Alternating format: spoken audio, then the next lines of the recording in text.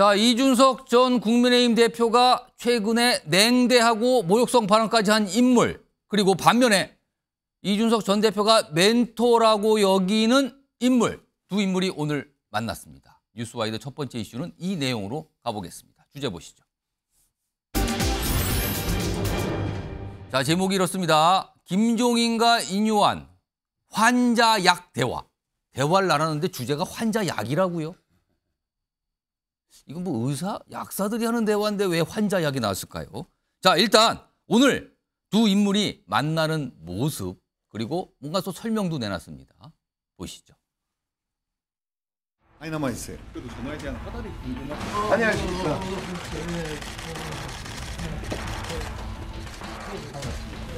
당신이 의사이냐? 좀 칭찬을 해주셨어요. 처방은 참 잘했는데 환자가 그 약을 안 먹으면 어떡할 거냐? 그 약을 먹어야 돼. 실제로 변화를 이끌어내야 돼. 좋은 말씀이에요. 저도 공감했고 명심하겠습니다. 그러고 나왔습니다. 감사합니다. 이상입니다. 아무래도 그 환자가 이준석 대표를 뜻하는 거라고 생각하세요? 환자에 대한 얘기를 조금 해주세요. 정치 진단입니다. 정치 진단을 받고 누구 한 사람을 겨냥한 거 아니에요. 환자는 뭐 지금 누구야? 국민의힘이 환자지. 사실은 뭐 최종적으로 이 영향력을 행사할 수 있는 거는 용산에서 영향력을 행사를 해야지 문제가 해결이 되는 것이지, 그쪽에서 아무런 소위 반응을 보이지 않을 것 같으면 당이야 뭐 거기만 쳐다보고 있는 사람들인데 거기서 변화가 있겠어? 지금까지 뭐 처방이라고 하는 건 아직까지 약효가 잘 나오지 않는 것 같은데. 그 약을 먹이려면 이제 대통령께서 어떤 자세를 갖느냐에 달려요. 국민의힘은 대통령 얼굴만 쳐다보는 정당이니까 대통령의 얼굴이 어떻게 변하냐에 따라서 변할 수도 있고 안 변할 수도 있고 그런 거죠. 먹지 않는 약을 먹자는 건 어떻게 될까요? 그거를 내가 어떻게 알아? 응? 자, 두 인물이 얘기를 꺼내는데 공통적인 단어들이 등장합니다. 일단 환자가 있고요. 처방이란 말이 나오고요. 그리고 약먹이기란 표현도 등장을 합니다. 세 가지 표현이 공통적으로 등장한데, 그런데 그 표현만 같이 실제 설명한 내용들은 조금 달라 보이기도 합니다. 자, 그럼 화면 좀 보겠습니다. 자, 바로 나오네요. 환자는 과연 누굴 말하는 건가? 두 사람이 각각 환자라고 뭐라고 얘기를 합니다. 인요한 위원장이 말하는 환자는 누구? 그리고 김종인 전 비대위원장이 말하는 환자는 과연 누구일까? 여기서 이게 궁금해지는 대목입니다. 말을 들어보면 알 것 같기도 하고 모를 것 같기도 하고 그러는데요. 우선 요거 정미경 전 국민의힘 최고위원 나와 계신데요. 두 인물이 각각 말하는 환자는 누구라고 지금 보이십니까? 뭐 답은 이미 다 나와 있잖아요. 예. 국민의힘이라고 지금 얘기한 거잖아요. 그럼 우선 인요한 위원장이 보는 환자는 국민의힘. 네. 그리고 김종인 전 비대위원장이 말하는 환자는 누굽니까? 국민의힘이라고 지금 아까 좀 전에 얘기했어요. 아, 둘 다 국민의힘이다? 네, 지금 그러니까 처방은 잘했는데 예. 뭐 약을 뭐 먹을지 안 먹을지 지금 그 부분 가지고 얘기하는 거잖아요. 그러면 인요한 위원장은 약을 먹을 수 있다라는 거고 김종인 전 비대위원장 지금 약 안 먹는데 잘 되겠어 이런 겁니까? 네, 뭐 글쎄 그러는 거잖아요. 네. 제가 볼 때는 지금 국민의힘 당원들과 국민의힘을 지지하시는 분들, 저를 포함해서 예. 어쩌다 지금 이렇게 됐나 그런 생각이 들어요. 한탄이 드십니까? 네, 갑자기 무슨 환자 막 이러면서 예. 환자 취급하면서 전부 다 막 지금 저렇게 그러니까 주말 동안에 환자가 서울에 있느냐 부산에 네, 있느냐 뭐 막 이렇게 그 시작이 하여튼 됐단 말이에요. 그런 식의 얘기가 되는데 지금 두 분이 만나가지고 예. 뭐 동일하게 그 환자를 국민의힘이라고 지금 뭐 그런 식으로 일단 얘기하고 있잖아요. 여당을 환자로 보는 건 공통적이다. 지금. 예, 아니 그러니까 이제 두 분은 어떻게 보면 뭐 국민의힘을 걱정해서 더 잘해라. 예. 뭐 이런 취지로 할 수가 있는데 예. 잘못 비춰지면은 마치 국민의힘만이 무슨 환자고 예. 다른 건 다 정상이고 뭐 이런 식의 지금 그런 느낌이 들잖아요. 민주당은 그러면 지금 환자가 아니에요? 민주당도 여태까지 지금 환자한테 가만히 지금 조용히 있잖아요. 우리 그 다 아시는 예, 이재명 대표. 예, 가만히 지금 계시잖아요. 근데 이제 유독 국민의힘에서 얘기가 많이 나오니까 국민의힘만 좀 아픈 것 같다 왠지. 예, 마치 국민들 보시기에 그런 착각을 지금 일으키는 상황이 돼버린 거죠. 물론 인요한 위원장과 김종인 위원장은 기본적으로 국민의힘에 애정이 있으신 분으로 알고 있고 예. 그렇기 때문에 저렇게 진단해서 우리가 더 잘하자 이런 취지인지는 알겠지만 예. 항상 그 취지와 그 어떤 그 실행 이후의 결과는 좀 달라질 수가 있는 거거든요. 그러니까 지금 벌어지는 이 모든 일은 제가 봤을 때는 약간 취지와 동떨어지게 예. 약간 희화적으로 좀 돼버리고 그래서 예. 저는 조금 마음이 좀 이상해집니다. 알겠습니다. 예. 자, 이번에는요. 옆집 정당 소속이신 서가본 전 의원 나와 계신데요. 약간 그러니까 옆집 뭐 나란히 있으니까요.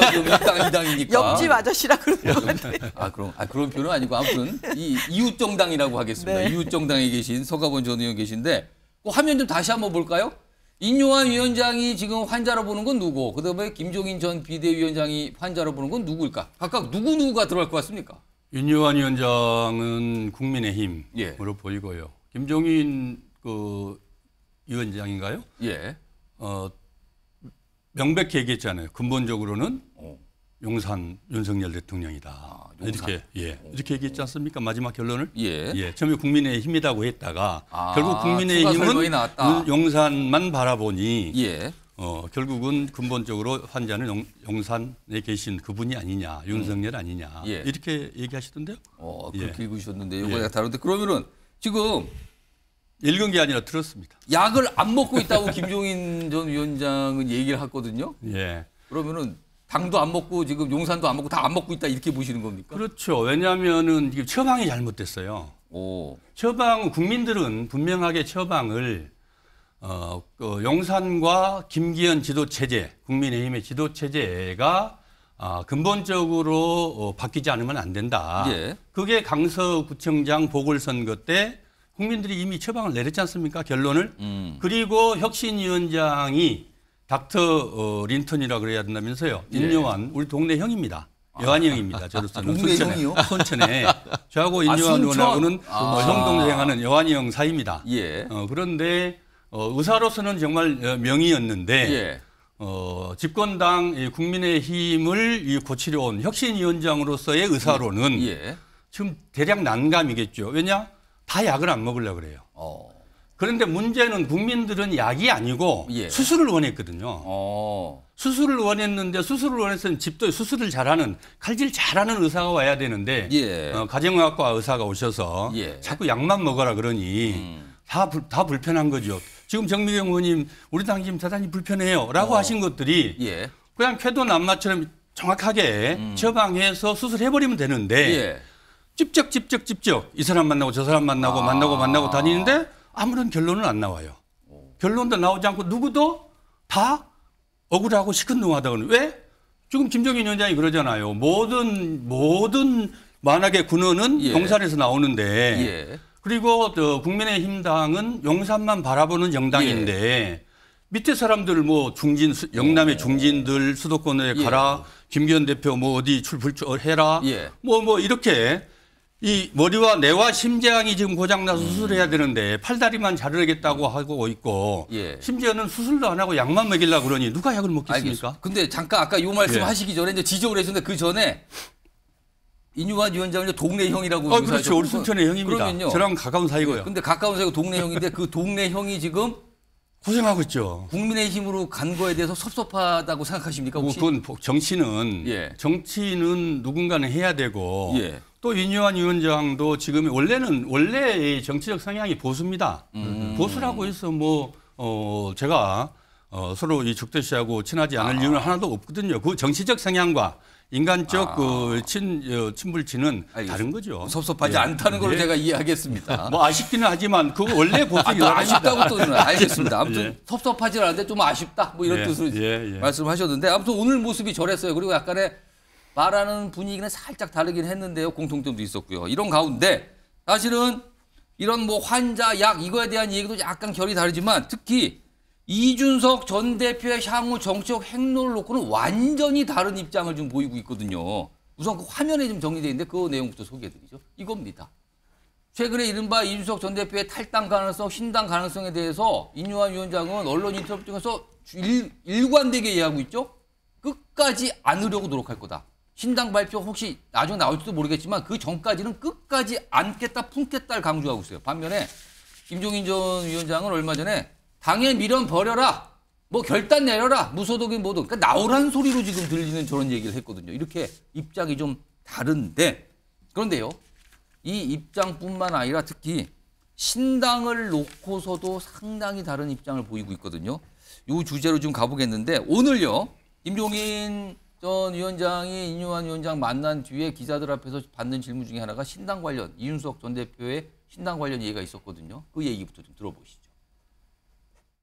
나는 뭐 미련이 버리라는 말은 뭐 내 방송에 나가서 뭐 몇 달 전서부터 미련 버리라고 얘기를 했는데 그 미련을 가졌는들 먹을 거예요. 과거에 내가 당 대표를 했다는 그 미련이라는 건 이미 지나간 일인데 그거에 대한 생각을 가질 필요가 없잖아요.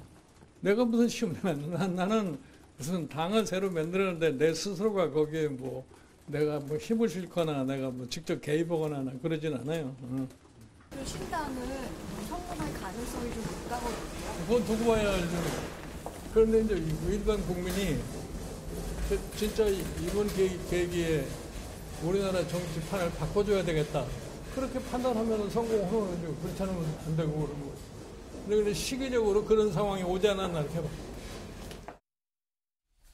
알쏭달쏭 얘기를 하는데요. 뭐 두고 봐야지 하면서 근데 뭐 시기적으로 왔다고도 하고 뭐 이런 얘기를 꺼냈어요. 이게 오늘 김종인 전 위원장이 한 말이고요. 그리고요. 이 신당과 관련해서 이준석 전 대표 그리고 인요한 위원장도 한 얘기가 있습니다. 두 가지 목소리 묶여 있습니다. 들어보시죠. 김종인 위원장님은 저한테 결국 젊은 사람이 도전하기 좋은 시기이다라는 이야기를 하고 당신께서 이제 그 미련을 버렸다.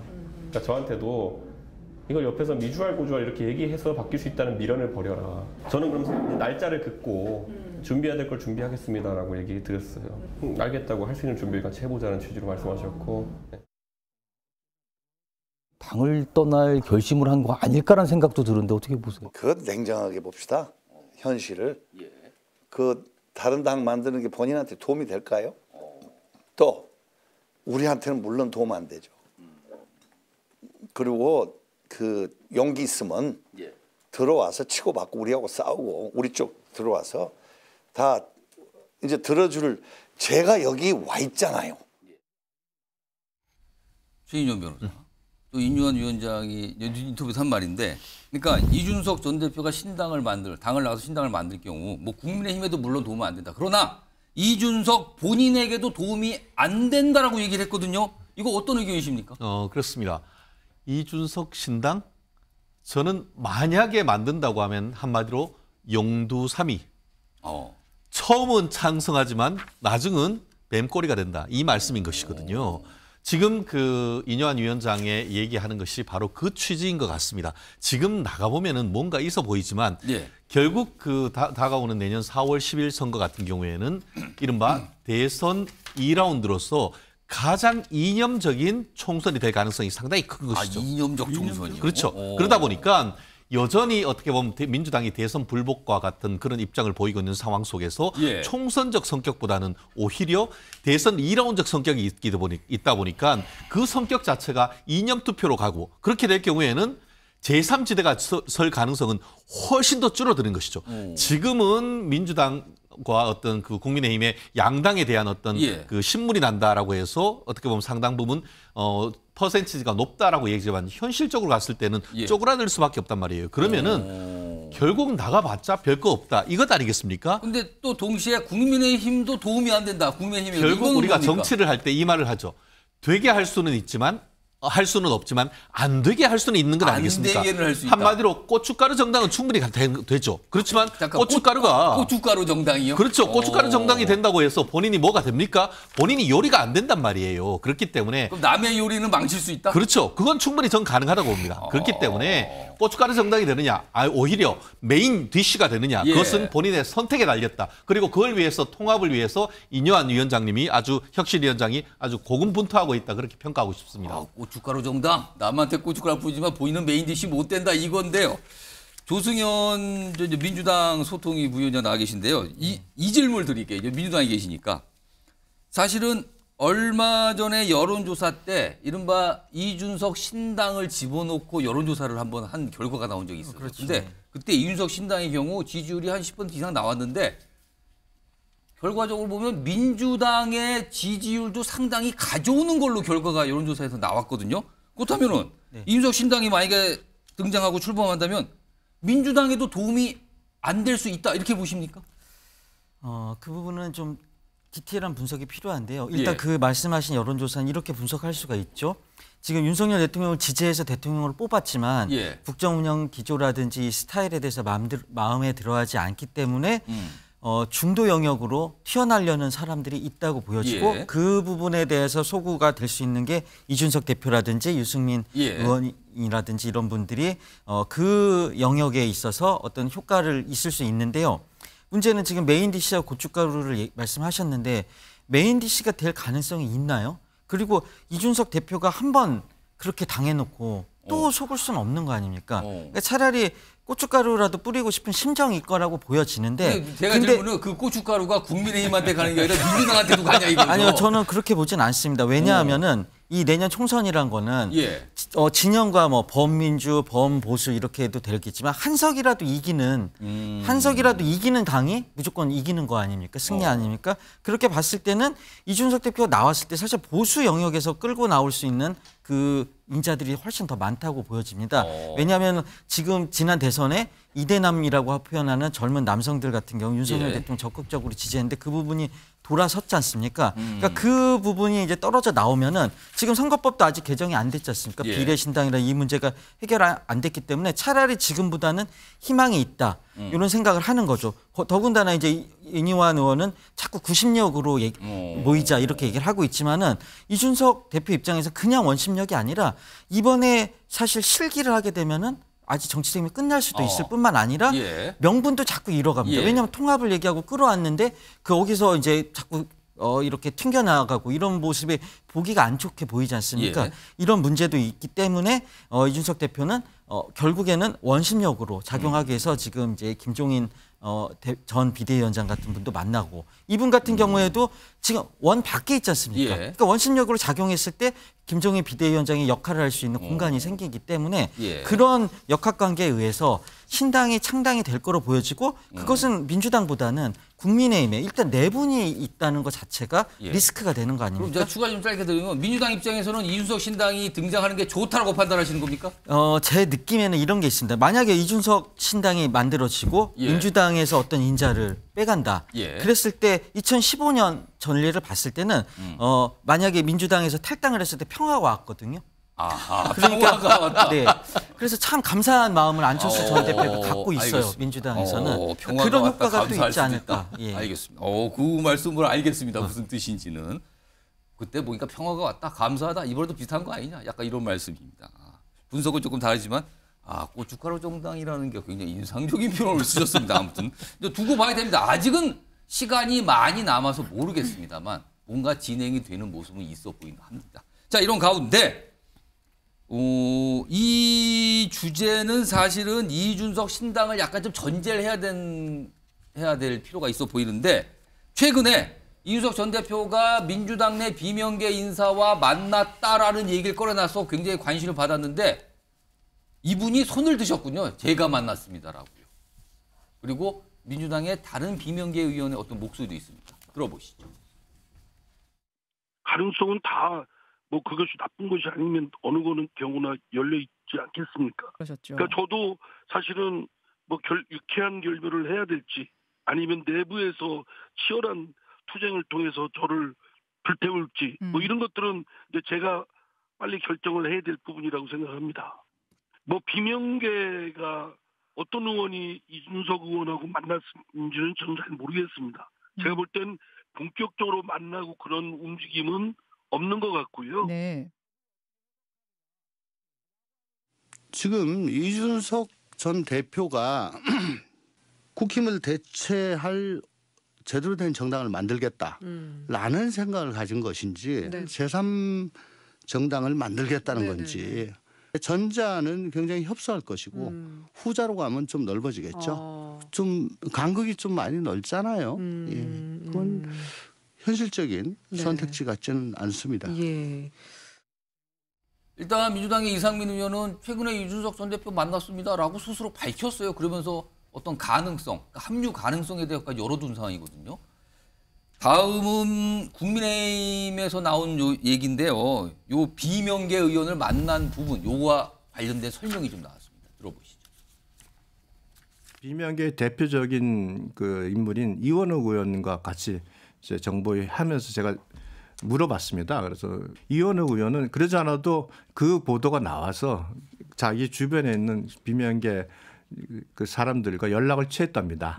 그랬더니 전화 받은 사실도 없고 뭐 같이 만난 사실도 없다 이렇게. 이상민 의원은 만났다고. 예, 그러니까 예, 이상민 의원을 만난 걸 가지고 그렇게 말씀하신 것 같아요.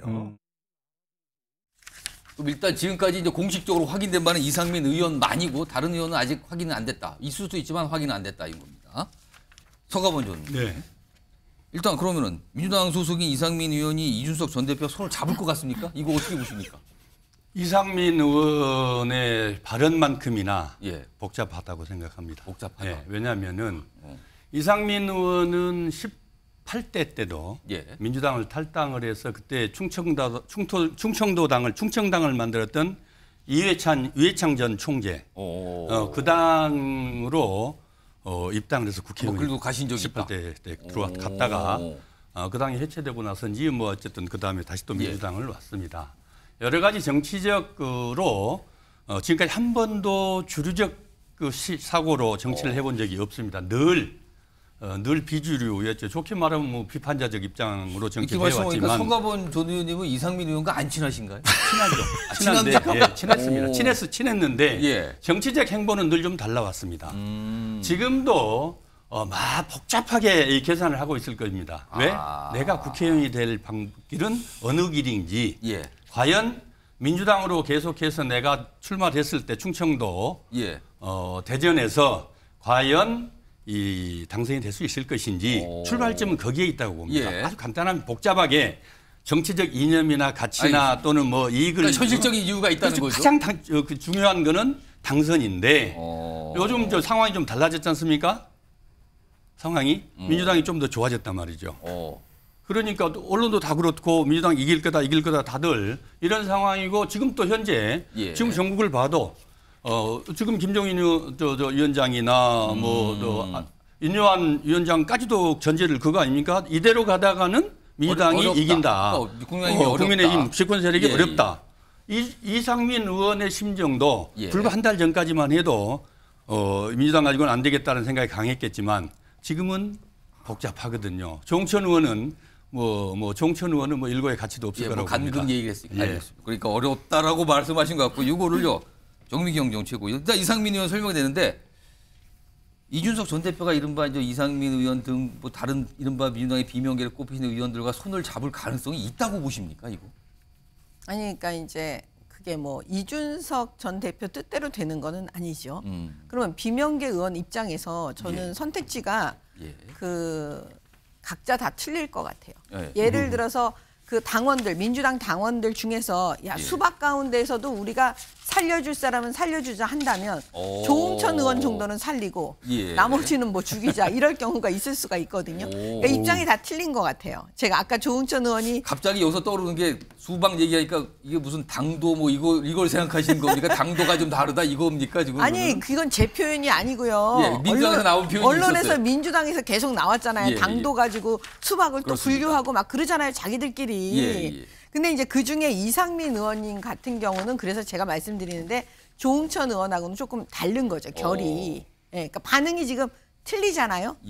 그러면 이상민 의원 입장에서는 저는 그 이준석 신당도 자기한테 하나의 그 선택지 중에 하나이겠죠. 그리고 또 하나는 국민의힘도 선택지 중에 하나가 될 수 있어요. 국민의힘이요? 왜냐하면 조경태 의원의 예가 있죠. 과거에 이제 그렇죠. 당을 옮겼죠. 당을 옮겼죠. 그때 당시에 그렇게 자유한국당으로 그렇게 해서 당선이 됐어요. 기억하시지만 그럼 이상민 의원은 선택지가 여러 가지요. 비명계만으로 또 민주당 내에서 신당을 하나 만들 것이냐, 국민의힘으로 갈 것이냐, 아니면 이준석 신당하고 손을 잡을 것이냐. 뭐 이런 선택지가 있는데 결과적으로 가장 유리한 걸 할 거고요.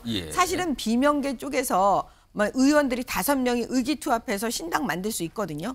그럼 만들다가 그 힘이 조금 우리가 부족하다 하면은요 사실은 그냥 뭐 이념이고 정책이고 뭐고 그런 거 신경 안 쓰고 바로 막판에 그냥 이준석 신당이든 뭐하든 다 합칠 수가 연대, 있어요. 연합 이런다 이거죠? 네, 그래갖고 뭐 무슨 연대 뭐 이런 거 있잖아요. 예. 그렇게 해갖고 나와서 그 선거를 치를 가능성이 많기 때문에 오늘 아니라고 그래서 뭐 내일도 아니라는 법이 없고요. 예. 오늘 예스라고 해서 내일도 예스라는 법이 없기 때문에 예. 저거는 그냥 계속 지켜보고 국민들께서는 조금 이제 이게 정치를 하다 보니까 이런 게 있는 것 같아요. 예. 언론에 계속 떠오르고 언론에서 계속 잡아주고 인터뷰해주고 예. 막 이런 그런 거가 목표인 사람들이 되게 많아요. 왜냐하면 그 노출 빈도가 많을 때 사실은 선택의 그 기회가 더 훨씬 예. 높아지니까 그렇습니다. 알겠습니다.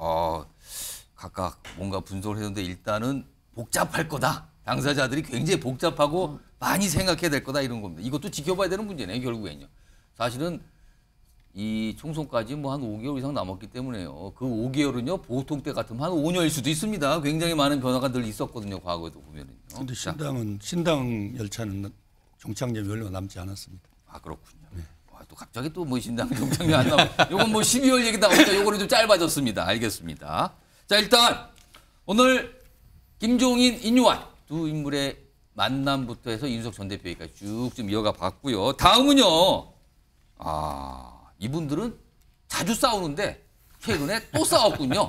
그것도 식당에서 주제로 보겠습니다. 식당에서 재현된 악연. 식당에서 악연인데 왜 만난 거예요? 식당에서 그러면 지금. 일단 안철수, 이준석 두 인물 등장하는데요. 이 인물이요. 최근에도 뭐 서로 제명, 뭐 아픈 사람 뭐 이러면서 굉장히 안 좋았잖아요. 그 영상부터 좀 일단 확인해 보겠습니다. 어린 나이에 정치에 입문해 당 쇄신을 위해 지켜 세우고 대접해 주었더니 오만방자함이 극에 달했습니다. 언제까지 이 응석바디가 당의 분탕질하는 것을 내버려 두시겠습니까? 당윤리위원회에 이준석 제명 징계를 요청하겠습니다. 저는 아픈 사람 상대하지 않습니다. 예. 자, 이렇게 지금 나왔는데 일단 두 분 이게 과거의 최근 영상인데 이것만 봐도 둘이 굉장히 험악한 관계였거든요. 그런데요, 지난 6일 어제입니다. 어제 여의도 국회 앞에 한 식당에서 같은 공간에 있었다는데 화면 좀 보겠습니다. 이게 무슨 소리일까요? 지금 어제 6일 국회 앞에 한 식당에서 각각의 방에서 식사를 하는데 하필 방인데 얇은 칸막이로 된 방에 각각 나란히 식사를 하고 있었대요. 옆방으로. 그런데 거기서 안철수 의원이 이런 얘기를 했대요. 뭐 부산에 토크 콘서트 때 인요한 위원장 간 거 있잖아요. 그런 걸 막 얘기하면서 뭐 혐오 발언을 했다.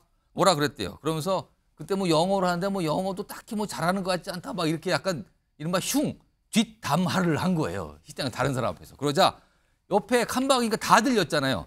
갑자기 이준석 전 대표가 이렇게 얘기했답니다. 안철수 씨 좀 조용히 좀 하세요. 갑자기 버럭. 식사 좀 합시다. 이렇게 얘기했다는 거예요. 그리고는 이걸 안철수 의원도 들었을 거 아닙니까? 그러니까 잠시 정적이 흘렀답니다. 그리고 나서 안철수 의원이 보란 듯이 이렇게 얘기했답니다. 거기 같이 식사한 사람들한테 내가 틀린 말 한 거 없잖아요. 그러면서 모두가 이준석 싫어하는데 뭐 같이 할 사람 있겠습니까? 이렇게 얘기를 했답니다. 그리고 또 이것도 붙입니다. 이거 보세요. 소리치는 거 보세요. 이렇게 흉을 봤답니다. 거기서. 이런 일이 있었다는 거거든요. 지금요. 안철수 씨 조용히 좀 하세요. 모두가 이준석 싫어해. 뭐 이런 거예요. 갑자기 식당에서. 얼굴 안 보면서 얇은 칸막이를 놓고 이런 대화를 했다고 합니다. 자, 그럼 여기서 네 분께 이 상황 알고 계시잖아요. 질문 좀 드리겠습니다. 일단 최근에 있었던 상황 플러스해서 이 6일 식당에서 벌어졌던 요 설전 관련해서 누가 너무한 건가 아니면 누가 좀 철이 없어 보이는 건가를 마음속에 두시고 그분에게 하고 싶은 말을 쓰시는 겁니다. 이 팻말에. 자, 다 쓰셨네요 벌써. 자, 그러면은 가슴속에 들어주세요. 이거 참. 자, 일단 제가 먼저 쭉 네 분 걸 그냥 쭉 소개해드리는데 우선 최인영 변호사는 중이병이고요. 정미경 전 최고위원은 제발, 그다음에 서가번 전 의원은 철부지, 조승현 부위원장은 철수 이렇게 동사입니다. 쓰셨어요. 일단 그러면은 동사입니다, 이거는. 그러면 일단 제가 최진년 변호사부터 중이병 누구 생각하시고 중이병을 쓰신 거예요 지금? 제가 국민의힘에 계시는 두 리더분들한테 이런 말씀 드리는 건 참 안타깝습니다만 아마 국민들 느끼는 것은 바로 이 세 글자가 아닐까 생각합니다. 누구를 생각하시고 중이병이라고 쓰신 겁니까? 두 분 다 마찬가지죠. 둘 다 보셨어요? 타협하지 않고 이른바 아드레날린 과다. 아드레날린 과다요? 네, 서로 합의하고 손잡는 건 없지 않습니까? 자기의 마이웨이 아니겠습니까? 지금 그림도 보입니다만 서로 뒷짐지고 서로 보지도 않고 얘기를 하고 있는 것 아니겠습니까? 쌍방향 대화가 아니고 그냥 외침만 서로를 향한 삿대질만 있는 것 같은데 한때는 지금 그 이준석 전 대표가 안철수 전 현 의원을 대표를 상대로 환자다라고 하니까 지금 안철수 의원은 얼마 전에 42.1km, 29km 마라톤 다 돌면서 나 건강해 이렇게 하는 완주했다면서 이런 얘기하는 것 자체가 국민들은 피곤하단 말이에요. 그렇기 때문에 정말 국민들로 같은 경우에는 정말 국민들에게 희망을 줘야 되는 것이지 국민들이 중2병 환자를 보는 듯한 느낌을 든다는 것은 그 자체로 국민의힘에 대해서 국민의 짐이 되는 것 아니겠습니까? 두 분이 서로 좀 자중하고 정말 어제 그 만난 곳에 다시 가셔가지고 정말 같이 다시 식사를 하시면서 한번 손을 한번 잡고 맥주 한 잔, 막걸리 한 잔 하는 모임 오히려 저는 국민 그런 모습을 한번 힘들겠지만 정말 상상해 보는 시간을 가져보고 싶습니다, 진짜. 말이 잘 안 되네요. 상상하신다는데 되겠습니까, 그게 지금? 좀 그렇게 하는 모습 좀 보여주시라고요. 고의가 아니고 정말 성숙한 정말 민주 시민의 모습을 좀 보여주고 싶습니다. 중2병이라고 하셨는데 아무튼 뭐 전국에 계신 또 중2 학생들이 또 왜 우리 또 그러냐 할 수 있지만 아무튼 무슨 표현인지 일반적인 알겠습니다. 표현으로 그렇다는 알겠습니다. 겁니다. 예. 자, 이번에는 조승현 부위원장은 철수라고 쓰셨는데 그러면은 마음속에는 안철수 대표 안철수 의원을 생각하시면서 쓰신 거예요? 그 말하지 말라고. 아니 근데 지금은 말하셔도 됩니다. 누구를 생각하고 계신 건지. 네, 맞습니다. 예. 그러니까 이런 거죠. 사실은 우리 이뇨한 위원장님 아까 뭐 형님이라고 하셨는데 정감이 가는 분이거든요. 말투라든지 한국말을 잘하시는 거 보면은. 근데 그 강연장까지 갔는데 사실 문전박대를 했지 않습니까? 그걸 봤을 때 참 예의 없다는 비판을 많이 받았습니다. 이준석 전 대표 이준석 전 대표 같은 경우에. 그런데 그것도 그렇고 얼마 전에 안철수 대표가 아프셨던 거를 끄집어냈다고 알고 있는데 그것도 저는 참 잘못했다고 개인적으로 생각합니다. 그래서 많은 분들이 이준석 대표에 대해서 예의 없다, 아까 말씀하신 네 가지가 없다 뭐 이런 얘기를 하지만은 그럼에도 불구하고 이준석 대표는 자기의 핵심 지지층, 자기의 그 메시지의 타겟을 정확하게 하고 거기에 맞춰 MZ라든지 자기의 핵심 지지층 안고 가는 겁니다. 그걸 원하고 그 소구 대상한테 메시지를 적절하게 던지고 그 전략으로 해서 아까 신당 얘기도 나왔지만 자기 정치적 이익을 쟁취해 가고 있는 과정이라고 생각이 됩니다. 그런데 안철수 전 대표 같은 경우에는 이런 그 이준석 대표가 부딪혀서 이런 결과가 나온다든지 이런 해프닝이죠. 이런 해프닝이 나왔을 때는 안철수 전 대표한테 더 손해가 간다고 저는 생각을 합니다. 얼마나 이게 망신스럽습니까? 그러니까 누가 더 손해냐고 생각해 보면은 안철수 대표라는 생각이 되고 자꾸 이런 모습을 보이는 거가 정말 철수를 하시는 게 낫다. 자꾸 중요할 때마다 철수 계속 하시면서 다시 또 돌아오시잖아요. 그럼 계속 이런 모욕적인 사건이 계속 나오는 것에 대해서 안타까워서 저는 이런 말씀 참 외람되지만은 이런 말씀을 좀 드리고 싶은 거죠. 그러니까 안철수 의원이 최근에 이준석 전 대표 제명하라고 서명까지 하고 제출하고 그랬는데 결국에는 대사면 징계 취소가 됐잖아요. 그리고 6일에는 식당에서 다른 방이지만 얇은 칸막이 돼서 대화가 다 들리는 그 식당에 각각의 방에서 이 이준석 전 대표에 대한 약간 뒷담화를 보는데 그걸 이준석 전 대표가 들은 상황이 됐거든요. 이게 지금 그래서 벌어진 거예요. 자, 지금 두 분 남아 계신데 일단 다음 준비된 화면이 하나 있어요. 이른바 두 분의 악연을 좀 정리한 건데 뭐 더 있을 수는 있습니다만 많이 알려진 게 이거예요. 2016년 총선에서 노원병 맞대결, 보궐선거에서 공천 갈등, 2019년에서는 또 뭐 욕설 논란, 2021년에는 다이나 과정에서 갈등, 2022년에서는 후보 다이나 갈등, 그리고 최근에는 또 강서구청장 보궐선거 때 뭐 또 뭐 욕설 논란이 있었잖아요. 그걸 또 이준석 전 대표가 또 얘기했다고 해서 또 제명 논란 뭐 이런 것까지 가서 여기까지 온 거거든요, 지금요. 자, 일단 정리가 돼 있는데 이번에는 정미경 전 최고위원님, 정미경 최고위원님 제발이라고 쓰셨는데 누굴 보고 하신 말입니까 이거? 두 분 다. 둘 다입니까? 네, 그게 왜 그러냐면 사실 정치인은요. 저는 살면서 정치하면서 제일 힘들었던 게 국민들 입장에서 어떻게 생각할까. 생각하다 보면 계속 눈치를 보게 돼요. 국민들 눈치를 보게 되잖아요. 국민 눈치. 그렇죠. 정치인은 사실 국민 눈치를 보죠. 눈치를 봐야 되잖아요. 그래서 사실은 감정적으로는 참지 못하고 한번 싸워주고 싶고 욕도 때로는 해주고 싶지만 그 국민 눈치 때문에 사실 그냥 참는 거거든요. 나중에 아유 아시겠지 뭐 이러면서 참는 거잖아요. 어떤 개인과 개인에 있어서 쌓인 여러 가지 그런 갈등들을 푸는 방법 중에 하나가 주로 참아요 사실. 그런데 저 같은 경우엔 그런데 이 문제는 이 두 분 다 뭐냐면 눈치를 안 보는 것 같아요. 국민 눈치를 안 보고 있어요. 네, 지금? 국민 눈치 안 보잖아요. 그냥 하고 싶은 대로 막 하잖아요. 감정적으로 막 그냥 생각나는 대로 막 하잖아요. 보통 사람들하고 똑같이 막 하잖아요. 그러면 사실은 정치를 왜 하는가에 대해서 국민들이 생각할 수밖에 없고요. 이 두 분 다 지금 당적이 국민의 힘이에요. 그렇습니다. 그러면 결국은 두 분이 저런 모습을 계속 보이면 두 사람이 결국 국민의 힘 욕 먹이는 거잖아요. 그래서 제발 좀 그러지 말라고. 제발 눈치 좀 받아오 뭐 이런. 아니 근데 최근에 이준석 대표 아까 영상 봤지만 아픈 사람 상대 안 한다 그랬거든요. 근데 식당에서 상대를 한 셈이 됐단 말이에요. 지금 이거는. 아니 그러니까 뭐 그냥 아까 제가 말씀드렸잖아요. 국민들 눈치 안 보기 때문에 뭐 논리적일 수가 없는 거죠. 이 말했다 저 말했다 막 되는 거니까. 제가 볼 때는 정치인이고 국민들 눈치 좀 봐야 됩니다. 눈치 좀 제발 좀 눈치 좀 보면서 사세요라는 말씀이네요.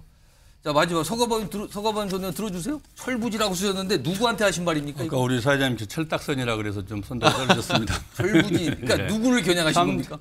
참 철딱선이들이 없습니다. 두 분입니까? 다? 근데 지금 한편 우리 정미영 의원께서 국민의힘 걱정을 하셨는데 소속으로서 결국 국민의힘의 현재의 모습 우리 국민들한테 그렇게 비춰지지 않을까요? 한 지붕 세 가족 넘어서 네 가족.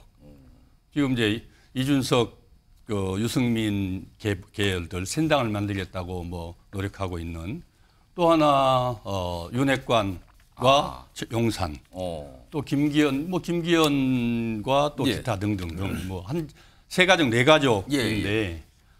결국 거기에서 지금 저 수술하겠다고 달라드는 인요한 위원장도 있습니다만은 어쨌든 우리 국민들이 참 이 집권 세력 국민들에게 정말 좀 편안하고 우리 잘 살게 돈 걱정 경제 걱정 안 하고 좀 살 수 있게 해주겠지. 또 뭐 공정하고 이 법대로 하겠다라는 말을 액면 그대로 믿고 정권 탄생해 줬는데. 지금 2년이 다 돼 가도록 2년이 다 3분의 1이 다 지나가지 않습니까? 되도록 지금 어느 것 하나 처방 하나 내놓지 못하고 국민들 편안하게 하지 않고 국민들을 불안하게 하고 갈등으로만 끌고 가고 있는 이 정권인데 급기야는 이 거의 당을 대표하는 그 뉴스의 중심 인물들 아니겠습니까? 지금 두 인물 안철수, 이준석. 참 철없죠. 뭐 강서 보궐선거에서 유세도중에 했던 말을 가지고 또 불편하게 했다고 해서 그걸 당원들을 동원해서 이 탈당 이 서명을 제명 그 서명을 받지를 않나. 또 뭐 환자라고 하지를 않나. 또는 뭐 이제 급기야는 식당에서 뒷담화까지 해서 서로 이런 모습들이 정치가 욕먹고 있는 가장 큰 이유라고 생각합니다. 국민들은 정치를 이 정치적으로 해결할 수 없는 것들, 법과 또 행정으로 해결할 수 없는 갈등 요소들을 정치인들이 조정하고 타협해서 해결해내라. 이게 정치 역할인데 오히려 끝없는 갈등, 이 분쟁만 끌고 가고 있는 급기야는 이제 개인적인 사감까지 동원해서 싸우고 있는 집권당의 지도자들을 보면서 우리 국민들이 어떻겠습니까? 절망적으로 생각하지 않겠습니까? 서가번 전 의원님도 이제 의원 생활을 하셨으니까. 근데 국회 앞에서 밥 먹는 식당은 뻔하잖아요, 사실 의원들이 가시죠. 근데 거기서 사실은 앉아서 방에서 다른 분들과 이렇게 어떤 정치인 흉보는 경우 참 많거든요. 근데 사실은 이런 걸 오다 가다 들을 수도 있어요. 근데 이걸 듣더라도 이렇게 많으니까 듣더라도 별 얘기 안 하고 암묵적으로 그냥 지나가는 게 그냥 정치권의 관용 아니면 룰 이런 거 아닙니까? 좀 심하게 했겠죠. 또 정치권 간마개들이라는 게 사실은 경량 칸막이 돼서 다 들리거든요. 다 들리는데 애지간하면 참고 견디는데 감정이 상할 대로 상했는데 사실 저 정도 급에서 국회의원들이 같이 앉아서 밥 먹으면서 정치인들이 밥 먹으면서 사실 다른 정치인들 뒷담화 잘 안 가거든요.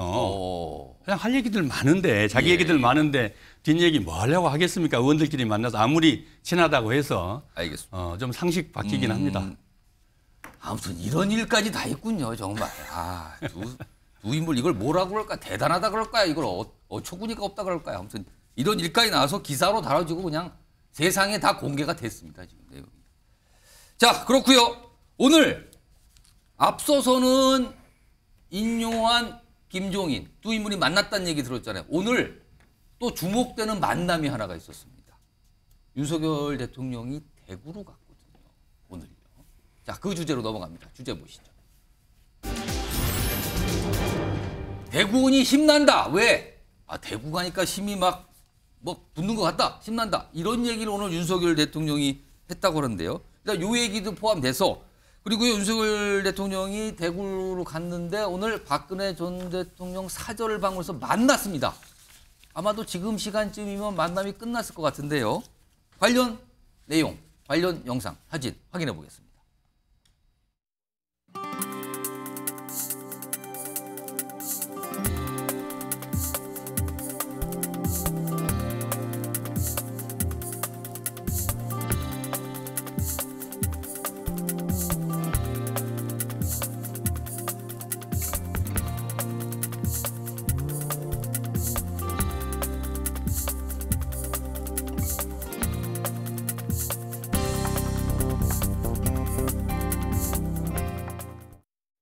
저런 모습이었어요. 사진으로만 공개가 됐는데 그리고요 어떤 대화 내용 얘기가 좀 알려졌는데 몇 가지가 있는데 이렇습니다. 우선 자 윤석열 대통령 박 전 대통령 사저 방문 12일 만에 재회다. 그리고 앞서서는 저 추도식이 있었죠. 제가 아까 말씀드렸는데 박정희 전 대통령 추도식에서 만났는데 12일 만이다. 다음 보겠습니다.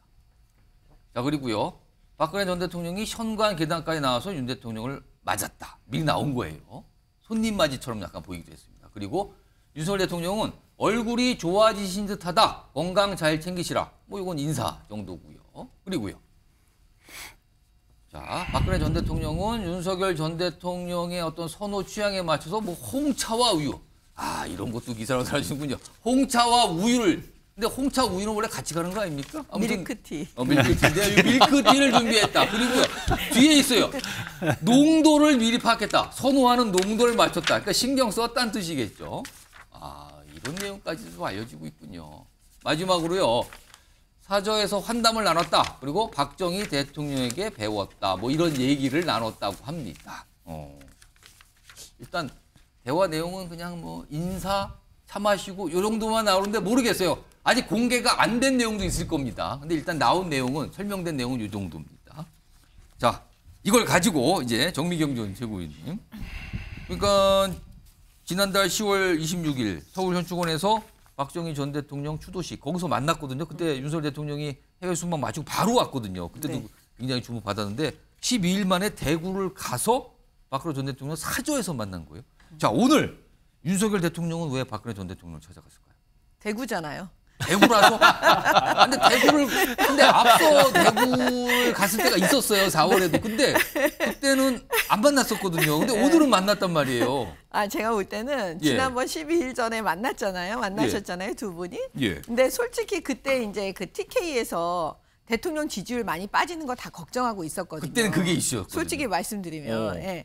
그랬는데 그때 이제 두 분이 만나시고 나서 또 공교롭게도 TK의 지지율이 올라갑니다. 그 만남 때문인지 모르겠으나. 하여튼 그런 일이 벌어졌어요. 그러니까 이제 내심 결국은 그 우리 대구 경북 TK에서 두 분이 만나서 그 통합하고 함께 있고 이런 모습들에 대해서 약간 마음이 풀리신 게 아닌가 그런 지점도 있을 것 같아요. 그런 모습을 자꾸 보여줄수록 TK의 민심은 좋아진다 이 뜻입니까? 왜 그러냐면 그 TK, PK 그러니까 우리 국민의힘 당원들이 가장 많으시잖아요. 근데 그 지역에서 막 싸우는 거 너무 내부가 싸우는 거에 대해서 막 진저리를 내거든요. 앞서서 지금 안철수, 솔직히 이준석 두 인물 싸우는 거 전해드렸는데 제가 국민의힘 최고위원을 2번 하고 선거를 3번 치르다 보니까 TK, PK를 너무 많이 알게 된 거예요. 많은 분들하고 지금도 소통하는데 진짜 진저리를 내세요. 싸우면 내부가 싸우는 거에 대해서 왜 그러냐? 우리는 왜 함께 똘똘 뭉쳐서 못 가냐 이거거든요. 근데 지금 대통령께서 박근혜 전 대통령하고 두 분도 약간 감정이 계실 수 있잖아요. 박근혜 대통령 사실은 입장에서는. 수사를 한 사람, 수사를 당한 사람이잖아요. 네. 그런데 두 분이 저렇게 자꾸 만나서 예. 오늘 보니까 박근혜 전 대통령 얼굴이 너무 좋은데요. 표정도 좋으시고. 아, 지금 사진 영상이 아직 영상이 없는데 제가 얼핏 사진만으로도 보니까 알 수가 있죠. 보세요. 얼굴이 진짜 좋아지신 것 같아요. 네, 그래서 그런 부분 속에서 TK, PK 우리 그 당원들과 보수층에서 화답한 게 아닌가. 그러니까 그걸 윤석열 대통령께서 아시고 대구를 갔는데 그래도 지난번에 또 뵀잖아요. 그러니까 이제 사저에 한번 가서 차 한잔 마셔야지 이럴 수 있잖아요. 그러면 내가 오늘 윤석열 대통령 입장에서 네. 박근혜 전 대통령을 만나고 와서 이런 모습이 공개가 된다면 아 DK 쪽 분들이 좋아하시겠네 이 생각을 했을 거다? 아니 그게 아니고 지난번에 이제 지지율이 좀 올라가고 좋잖아요. 지금 예. TK 민심이. 예. 그래도 그거에 화답해 준 거라고 전 봐요. 화답을 한 거다. 그러니까 이제 다시 박근혜 대통령 사자에 가서 제가 알고 있습니다. 이런 거 뜻이 아닐까 저는 그렇게 봐요. 최인영 변호사께 제가 이 질문을 드릴게요. 혹시요. 뭐 이거 연장선일 수도 있어요. 최근에 사실은 인요한 위원장 발로 영남권 뭐 중진 의원들 수도권으로 와라 막 이런 게 좀 굉장한 이슈잖아요. 국민의힘 그렇죠. 내에서. 이런 거에 대한 TK 민심이 좀 어수선할 수도 있다. 이런 걸 판단해서 이런 걸 조금 좀 가라앉히거나 달랠 필요가 있다라는 판단을 윤석열 대통령이 한 건 아닐까요 혹시? 그런 맥락도 충분히 있는 것 같습니다. 사실 이번에 그 방문한 것 같은 경우에 정치적 의미를 잘 보면은 지난 추석 직전에 박근혜 전 대통령이 중앙일관지와 인터뷰를 했습니다. 인터뷰가 있었어요. 그러면서 뭐라고 했느냐. 더 이상 정치적 의미의 침박은 없다라고 선언을 했습니다. 제가 봤을 때 윤석열 대통령에게 정말 중요한 선물을 박근혜 전 대통령이 선물을 줬다라고 생각합니다. 더 이상의 정치적 침방은 없다라는 그렇죠. 말이요. 그럼 지금은 하늘의 태양은 윤석열밖에 없다. 이렇게 얘기한 것 아니겠습니까? 그렇기 때문에 앞으로는 김기현 대표와 윤석열 대통령에게 힘을 실어주려고 했던 그 박근혜 전 대통령의 이 충심에 대해서 윤석열 그 대통령으로서는 굉장히 고마웠을 겁니다. 그런 맥락에서 지난번 그 10월 26일 박정희 전 대통령 서거일에 직접 그 현직 대통령으로는 처음으로 현충원을 찾아서 박근혜 전 대통령의 손을 잡았고 그때의 손을 잡으면서 조만간 한번 찾아뵙겠습니다라고 얘기를 했는데 12일 만에 오늘 갔단 말이에요. 결국 이런 것은 물론 뭐 정치적 의미를 좀 더 크게 키운다고 한다고 하면은 내년 총선과 관련해서 집토끼를 조금 더 모으자라는 그런 의도가 전혀 없다고는 할 수는 없겠죠. 그런데 거기다가 더불어서 지금 TK, PK 중진들에 대해서 용퇴하라라는 얘기를 하고 있는 상황 속에서 어떻게 보면은 그 윤석열 대통령은 전체 민심도 아우를 수 있는 그런 점이 있다는 점에서 나름대로 정치적 행보로서는 상당히 뜻깊은 오늘의 행보였다. 아마 내일 아마 그 주요 일간지 정치면 내지 일면에는 두 분의 사진이 걸리지 않을까 생각합니다. 지금 저 사진이 아까 공개됐었는데 오늘 만나는 사진 사주에서 근데 여기 보면 저 뒤에 유영하 변호사가 있거든요. 유영하 변호사는 박근혜 전 대통령 굉장히 측근이잖아요. 근데 유영하 변호사도 최인영 변호사 총선 이런 거 좀 생각 있는 거 아닙니까? 지금 얘기가 들리는 것은 뭐 박근혜 전 대통령의 고향이자 박정희 대통령의 고향인 구미 쪽에 뭐 얘기가 또 지금 나오고 있고 그래요? 그게 아니라고 한다고 하면은 박근혜 전 대통령의 어떤 지분 뭐 이런 걸 생각해서 비례표 이런 얘기도 정치권에서는 설왕설래하고 있습니다만 지금 박근혜 전 대통령이 얘기하는 것처럼 정치적 의미의 침박은 없다라고 선언을 했기 때문에 그것도 유정하 변호사에게는 또 부담이 되는 부분도 있지 않을까 생각을 합니다. 사진에 등장을 해서 제가 잠깐 질문 좀 드렸습니다. 자, 그리고요. 이게 오후의 일정이고 이에 앞서서는요. 대구의 칠성시장, 서문시장가 대구의 굉장히 유명한 재래시장이라고 하죠. 여기를 방문을 했어요. 윤석열 대통령이요. 그 모습도 좀 확인해 보시죠.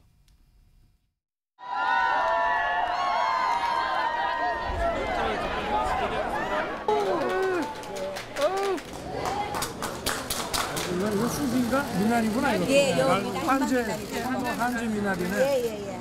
이거 좀 사가지고 저녁에 좀 먹지. 응? 감사합니다. 고맙습니다. 감사합니다. 어릴 때 먹던 거잖아요. 어릴 때 이거 좋아했어요. 김가루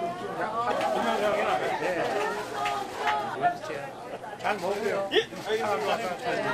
오늘 여기 이렇게 칠성시장에 와서 여러분들 뵈니까 저도 아주 힘이 나고 더 열심히 일해야 되겠다는 각오가 생깁니다. 고맙습니다, 여러분. 정부가 최선을 다하겠습니다. 고맙습니다. 네.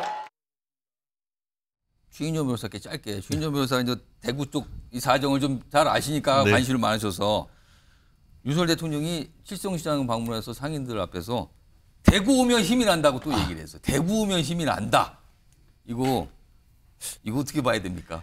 대구는 서울에 있을 때는 별로 힘이 안 난다는 겁니까? 그러면은 그 윤석열에게 대구는 비타민이다 이렇게 표현을 할 수 있을 것 같습니다. 비타민이다. 왜냐 지난번 대선에서 득표로 확 밀어줬지 않습니까? 사실 그 거의 뭐 0.7 몇 %, 50 몇 표 차이가 있었었는데 경북에서 78% 그리고 대구에서 72%의 압도적 지지를 보냈습니다. 만약에 그와 같은 지지가 없었다고 하면은 사실 정권이 그대로 민주당에게 유지됐을 가능성이 있죠. 그러다 보니까 누구보다도 지금 윤석열 대통령은 대구 경북에 마음의 빚이 있었을 겁니다. 물론 거기에 양가 감정으로 박근혜 전 대통령에 대한 빚도 있듯이 고마움과 함께 미안함이 같이 있을 수밖에 없기 때문에 가서 어떤 사람들보다도 더 많이 가고 또 다독이고 싶은 마음은 아마 인지상정 아니겠습니까? 그렇기 때문에 대구 같은 경우에는 저도 이제 칠성시장도 굉장히 큰 시장입니다. 특히 청가물 시장 같은 경우에는 전국적으로 유명한 것 같은데요.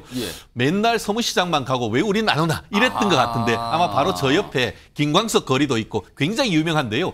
아마 칠성시장을 감으로써 대구에 좀 더 다양한 분들을 만나려고 했던 그런 의도가 읽히는 것 같습니다. 화면 좀 보겠습니다. 칠성시장 관련된 내용이 좀 정리된 게 있어요. 여기 보시면 이게 지금 상인들과 식사를 했는데 이게 뭡니까? 뭉티기요?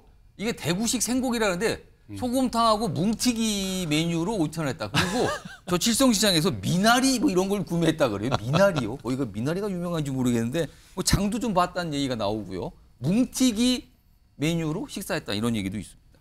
요거 서가번 조대님.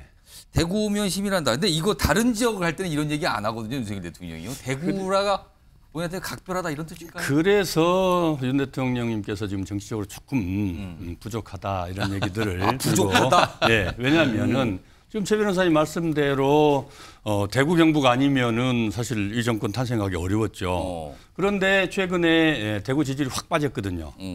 더군다나 이준석 신당 지지율이 대구에서 상당히 나왔어요. 나오면 지지하겠냐. 위협적인 수치가 나왔죠. 지금 윤석열 대통령 대구 방문은 자유총연맹 기념식에 갔다 행사 때 갔다 그랬는데 사실 자유총연맹 대통령 저도 뭐 의전비서관으로 대통령 일정들을 기획하고 진행했습니다마는 대통령들 자유총연맹 안 가시는 행사거든요. 역대로 김대중 대통령 때 한번 갔습니다. 그 다음에 이제 지금 윤석열 대통령 제가 알기로 윤석열 대통령 갔는데. 김대중 대통령은 사실 자유총연맹은 보수의 본산이거든요. 그래서 국민 화합 차원에서 통합 차원에서 이념과 지역과 이념 뭐 이런 거 떠나서 이렇게 그런 행보를 통합의 행보를 보이신 거고 지금 윤석열 대통령 가는 것은 자기 진영 간 거거든요. 자기 힘나는 대구 힘 주세요 대구 시민 그리고 나에게 더 강한 힘 주세요 자유총연맹 보수 이렇게 간 거거든요. 철저하게 선거 행보고 철저하게 국민들을 분열시키고 분리하는 이런 일정이고 행보고 또 덧붙여서 이 발언이고 저는 그렇다고 생각을 합니다. 바르게 살기 운동 뭐 이런 데 오늘 행사에 있어서 거기 참석했거든요. 요 조승현 부위원장도 하실 말씀 있다고 손을 드셨어요. 제가 일부 드릴게요. 말씀하세요. 네. 지금 최선을 다한다고 했는데 이게 최선입니까? 지금 대통령께서 말 따로 행동 따로 아닙니까? 지금 국민통합을 말로는 얘기하면서 이게 무슨 국민통합입니까? 지금 윤석열 대통령께서 노무현 초대 악마라는 사람, 문재인 모가지 딴다는 사람을 국무위원으로 임명을 했습니다. 그리고 또 다른 국무위원 하나는 이재명 중범죄자라고 하고 있고 그리고 또 민주당 보고 반국가 세력이라고 이렇게 얘기를 했지 않습니까? 이거는 민주당을 지지하는 사람들, 나머지 절반의 국민들에 대한 모독 아닙니까? 그분들은 신경도 안 쓰고 지지층만 바라보고 정치를 하는 것. 이게 물론 이해 가는 측면은 있습니다. TK에서까지도 지지가 흔들리기 때문에 저런 행동을 할 수밖에 없고 지금 문재인 대통령 국정수행 지지율이 반토막 정도밖에 안 되지 않습니까? 자꾸 전정권 탄하고 야당 탓하고 저런 반통합적인 행동을 하는데요.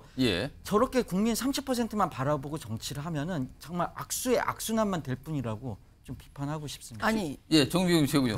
당연히 보세요. 이재명 대표에 대해서 중범죄자라고 얘기하는 사람은 예. 저를 포함해서 우리 국민의 과반 이상이라고 저는 봐요. 왜냐하면 지난번에 그런 여론조사 나왔잖아요. 예. 구속돼야 되는 게 사실 굉장히 많았잖아요. 그렇기 때문에 그거를 갖다가 윤석열 대통령이 통합을 하지 않는 거라고 지적하는 거는 전혀 논리에 맞지도 않는 얘기고 예. 그다음에 우리의 감정적으로도 맞지 않는 얘기고요.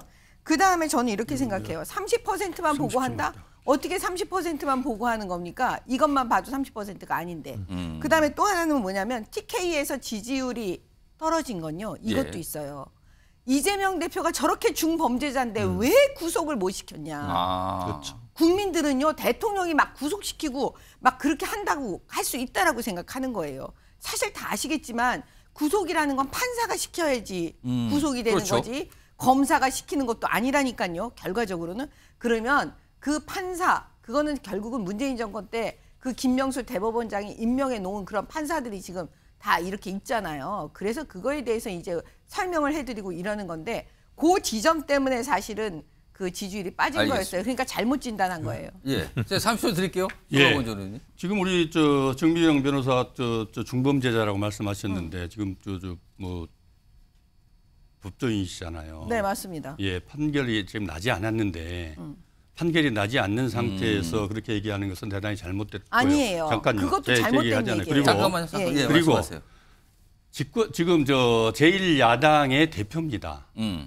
자연인 민간인 이재명이 아니고 제1야당의 대표 이재명을 예. 국정의 파트너로 인정하고 대통령이 만나는 것이야말로 예. 집권하고 대통령으로서의 이 통합의 정치의 잠깐만요. 첫 행보거든요. 알겠습니다. 지금요. 이런 것들을 우리가 국민들이 불안하게 생각하고 됐습니다. 있고. 30초 지났고 잠깐만요. 예. 지금 두 분 말씀하시는 게 지금 주제하고 변론으로 가고 있거든요. 지금요 네. 살짝. 왜냐하면 오늘 윤석열 대통령의 대구 방문 박근혜 전 대통령을 만난 것에 대한 평가인데 갑자기 이재명 대표 얘기로 소분이 끌고 그렇죠. 가셨어요. 지금 예. 얘기를요. 제가 정확하게 마지막입니다. 30초 드릴게요. 네. 말씀하세요. 자, 저는 법조인입니다. 지금 이재명 대표는 그 재판을 받고 있습니다. 불구속 상태로. 예. 이런 경우에 중대한 범죄자라고 말하는 거 할 수 있습니다. 예. 그건 왜 그러냐면 그 무죄 추정의 원칙이라는 것은 기본적으로 피고인에게 불이익하게 하지 않겠다는 뜻인 거지 그것이 중대한 범죄자가 아니라고 말하는 건 아닙니다. 그리고 제1야당 대표는 대단한 특권을 가지고 있습니까? 우리 국민들보다 더 많은 특권을 누리면서 중대한 범죄자가 저렇게 재판을 알겠습니다. 받으면서도 중대한 범죄자라는 예. 말도 못하게 하고 이게 자. 무슨 자유민주주의 예, 국가입니까? 서가본님. 중대한 범죄자를 2년이 넘도록 지금 수사를 하면서 온갖 압수수색까지 다 총동원하고 어마어마한 이 예. 숫자의 검사를 동원해서 이 조사를 하면서 본질적인 것들은 지금 하나도 기소조차도 못하고 있거든요. 정말 왜 국민들이 탄압이라고 하겠습니까? 그런 점들에 대해서 분명하게 인식을 해야 될 것이고요. 야당의 대표로서 예. 대통령이 만난다는 게 자연인 윤석열과 자연인 이재명이 만나는 게 아니거든요. 알겠습니다. 대통령이 됐습니다. 국정의 수행을 하는데 야당의 대표를 받지 잠깐만요. 않고 무슨 국정을 수행할 수 시간 있겠습니까? 지났고요. 똑같은 말 좀 반복하시는데 예. 됐죠? 두 분? 알겠습니다. 시청자 여러분 이해하실 겁니다. 지금 뭐 이재명 대표, 윤석열 대통령 얘기 나오면 이재명 대표 얘기 꺼내서 뭐 이렇게 맨날 토론 나오죠. 방송 때마다 오늘도 살짝 그러지는데 이 정도만 하겠습니다. 자, 다음 주제도 요즘에 사실은 국민의힘 여당 주제가 참 많거든요. 다음은 김기현 대표가 나오는데요. 일단 오늘 국민의힘 내에서 김기현 대표의 향후 어떤 뭐랄까요? 행로? 거취랄까요? 관련해서 얘기를 하신 분이 있습니다. 들어보겠습니다. 글쎄 뭐 아마 여러 가지 고민하실 걸로 알고 있고 김기현 대표께서 과거에 저랑 대화하시면서 네. 본인 스스로도 국회의원으로서 가질 수 있는 큰 영광은 다 이뤘다는 말씀도 하셨거든요. 저는 충분히 당과 어떤 국가 발전의 측면에서 이제 검토를 하실 거다 이렇게 생각합니다. 자, 유상범 의원 얘기를 들어보면 최근 상황과 관련해서 뭘 검토하실 거다. 그리고 누릴 거 다 누렸다. 그러면 정치적으로 불출마를 하시는 건가? 아니면 지역구인 울산을 떠나서 서울로 오시는 건가? 이렇게 연상이 되잖아요. 그러자 유상범 의원이 오후에 해명을 합니다. 이런 내용입니다. 지금 본인이 저 인터뷰에서 했던 발언은 강서구청장 보궐선거 직후 나왔던 거다. 혁신위하고 요새 요구 나오는 건 무관하다. 약간 수습하는 것 같죠? 그러면서 보선 패배 이후에 책임론 이런 거 나온 상황에서 대표직 연연하지 않겠다는 마음가짐을 설명한 것뿐이다. 라고 수습을 했습니다만 최근 사안과 관련돼서 계속 얘기는 되고 있어요. 요거 제가 정명희 전 최고위원. 일단 단도직입적으로 김기현 대표 내년에 총선 불출마할 것 같습니까? 어떻게 전망하세요? 그럴 가능성이 높아 보입니다. 불출마입니까? 아니면 수도권으로 오는 겁니까?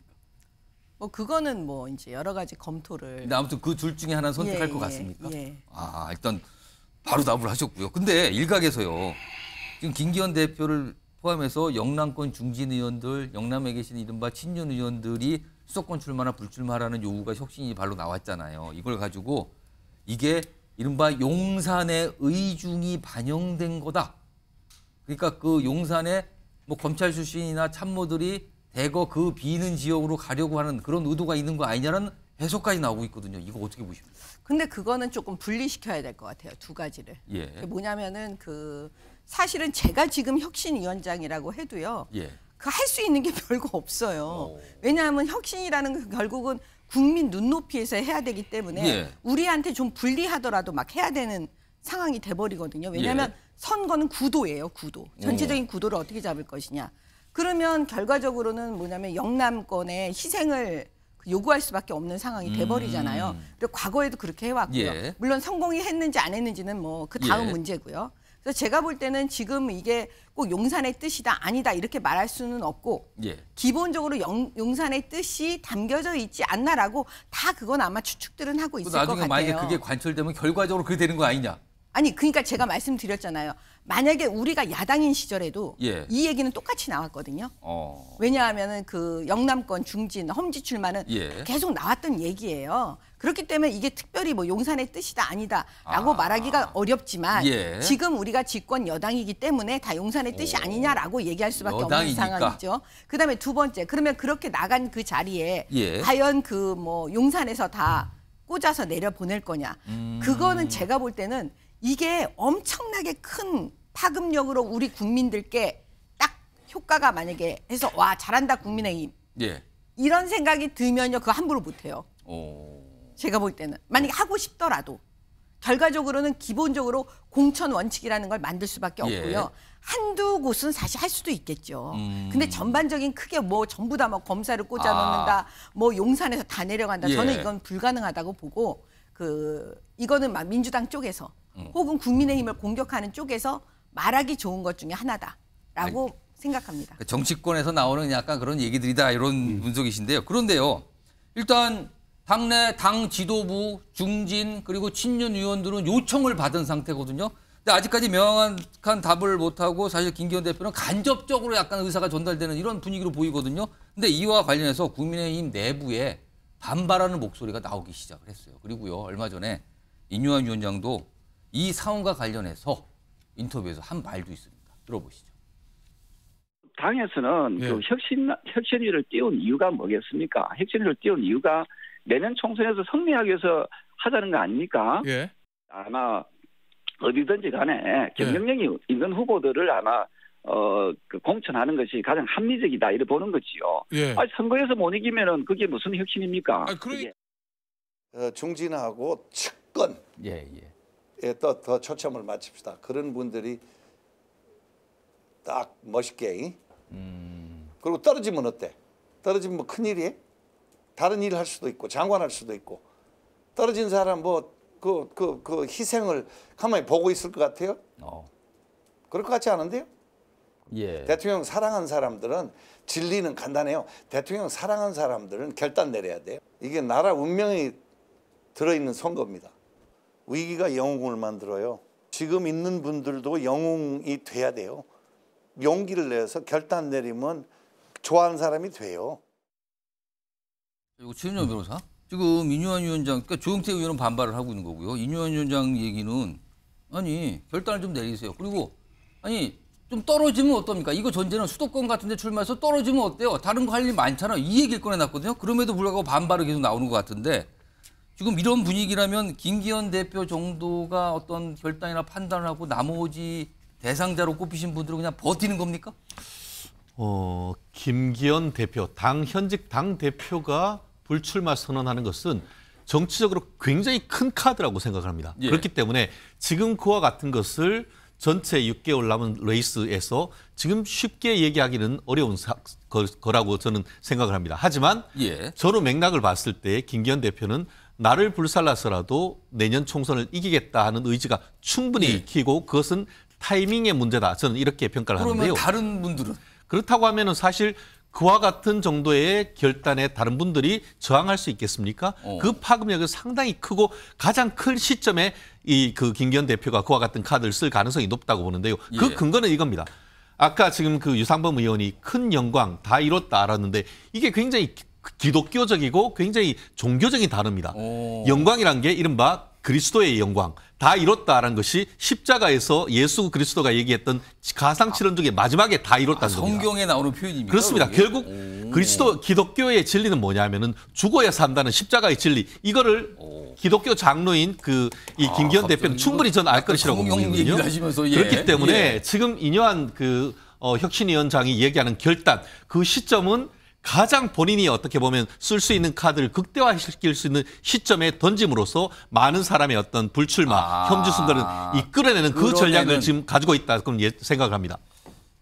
서가번 전 의원께서 요 국민의힘 상황가서 꼭 하신 말씀이 있으시다 그랬어요. 제가 잠깐 드릴게요. 말씀하세요. 인요한 위원장의 미션은 이 인터뷰를 통해서 분명하게 국민들에게 전달됐다고 생각합니다. 혁신위원장이 제도를 혁신하는 게 통상의 혁신위원장이었거든요. 지금 사람 만나러 다니고 그다음에 영남의 중진들, 김기현 대표를 비롯해서 영남의 중진 의원들을 속아내는 작업을 하고 있습니다. 왜 속아내야 됩니까? 새로운 사람을 보내야 되거든요. 용산의 사람들을 보내야 된다. 용산의 사람들을 보낼 수밖에 없는데 비워야 될 거 아닙니까? 비워야 채우죠. 그 역할을 지금 당에 그 누구도 할 수 없으니 인요한 위원장이 하고 있고 인요한 위원장이 처음 지명되고 나서 했던 첫 발언이 매일 김한길 국민통합위원장하고 매일 밤 통화한다. 윤석열 대통령과 언제라도 통화하겠다. 이 두 얘기를 했거든요. 당의 혁신위원장이 청와대 대통령 국민통합위원장과 대통령과 직접 통화하겠다고 한 그 말의 진위가 어제 우리 부장님과의 그 인터뷰에서 저는 국민들에게 분명히 전달됐다고 생각합니다. 그래서 조경태 의원을 비롯한 중진 의원들의 이 반발이 나오기 시작한 거죠. 그래서 이것도 지켜봐야 돼요. 일단은 많은 얘기들이 굉장히 무성하게 나오는 상황은 분명해 보입니다. 이런 가운데 오늘 국회에서는요. 대통령실 대상 국정감사, 이게 이제 막바지 국정감사죠. 이제 얼마 안 남았는데 그 대통령실 관계대 나와서 질문 받고 답하는 자리가 있었는데 여기에서 나온 대화들이 있어요. 들어보시죠. 1일 날 애결위 회의장에서 찍힌 사진입니다. 모 의원이 대통령 손목시계 30개를 요청하는 문자를 윤재순 총무비서관에게 보냈고 윤 비서관은 답변에서 네 바로 조치하겠습니다 라고 했습니다. 이 손목시계 의원실로 전달했습니까? 윤재순 비서관님? 안 했습니까? 왜 바로 조치 안 하세요? 재고 그런 것도 다 봐야 되니까. 재고량도 보고 그런 거 판단하는 겁니까? 그렇지만 이게 대통령 기념품이라고 하는 것도 그렇고 대통령실과 대통령실 밖의 관계라고 하는 것이 무슨 배달의 민족도 아니고 뭐 전방 운영하듯이 그렇게 해서는 안 되는 거 아니겠습니까? 네, 유의하겠습니다. 조승현 부위원장. 그러니까 이게 얼마 전에 권성동 의원이 대통령실에 이제 윤재순 총무비서관한테 문자를 보내서 뭐 대통령 시계 그런 거 좀 보내주세요 했는데 그때 당시에 윤재순 비서관이 알겠습니다라 그랬거든요. 근데 오늘 확인된 거 보니까 시계를 안 보내줬군요. 보니까 결과적으로. 그때 아마도 이게 문자 내용이 공개된 게 부담이기 때문에 그런데 이게 단순히 그 문자 내용 공개 탓일까요? 아니면 다른 정치적인 암시가 있는 걸까요? 이거 어떻게 보십니까? 정치적 암시라기보다는 지금 제가 알기로는 윤석열 대통령은 시계를 의원실에 막 뿌린 걸로 알고 있거든요.